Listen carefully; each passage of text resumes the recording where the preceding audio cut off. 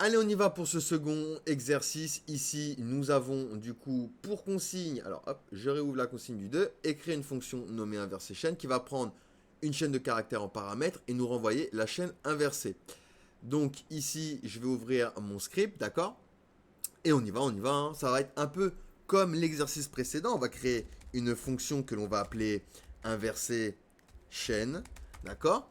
Donc on va l'appeler str, il va posséder un string et il va nous return également un string, donc une chaîne de caractères. On va ensuite créer une variable reversible str qui sera égale à une chaîne de caractères vide qui nous servira à stocker la chaîne inversée. Ensuite, je vais faire une boucle for en lui disant que let i est égal à str.length, donc à la longueur de ma chaîne de caractères, que si i est supérieur ou égal à 0, alors il va i moins moins.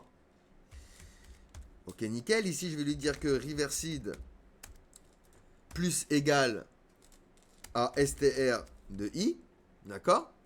Donc, reverside str, pardon. Hop. Donc ici, il va ajouter chaque caractère à la chaîne inversée. Et on va lui dire également, ben, tu vas me return reverside str. Tu vas me le return.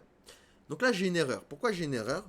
Et si j'ouvre le terminal, hein, si j'ai un problème, il me dit que implémentation de fonction en double. Ils me disent en fait que la fonction a été déclarée 2 fois.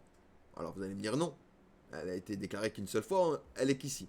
Eh ben non, parce que dans le répertoire d'exercice 02, il y a le dossier master et il prend en compte ce dossier-là avec le app.ts ici. Et pour lui, comme ces deux dossiers, enfin ce dossier est lié à celui-là, et ben pour lui, il y a 2 fois la fonction inversée. Vous voyez? Donc ce que je vais faire ici, c'est que je vais sélectionner tout dans master, hop, CTRL-C pour mettre tout en commentaire et vous voyez ici j'ai plus d'erreur. Parfait, donc maintenant je me crée une variable message, je vais lui dire que c'est égal à hello, TypeScript. Et on va se créer une variable que l'on va appeler message reverse et on va lui dire que c'est égal à inverser chaîne. Donc à notre fonction que l'on a créée juste en haut, à qui on va placer le paramètre message, notre variable message ici. Et je vais loguer, du coup message reverse. Donc je log ceci. Et j'ai bien ici, regardez, hello TypeScript, mais de manière, vous voyez, inversée. Ok?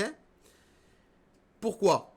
Dans cet exercice, on a utilisé la boucle for pour parcourir cette chaîne de caractères en sens inverse, en commençant par l'index le plus élevé, donc str.length-1, d'accord? Alors d'ailleurs, en plus j'ai oublié le -1, c'est pour ça d'ailleurs qu'il me dit indefinite. Hop, voilà, -1. Donc ici j'ai bien hello TypeScript à l'envers, ok? Jusqu'à l'index 0, et à chaque itération, il va nous ajouter le caractère correspondant à la variable reverside str, ce qui nous permet de construire la chaîne inversée. Ensuite, nous renvoyons la valeur de reverside str, et lorsqu'on exécute le code, on doit obtenir donc cette chaîne de caractères inversée. Donc dans cet exemple, la chaîne hello TypeScript devient ici type script olé.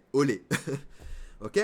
Donc voilà comment on peut inverser une chaîne de caractères et comment on peut du coup utiliser TypeScript avec nos fameuses fonctions à qui on va prédéfinir des types de valeurs. Allez, on passe du coup à la suite.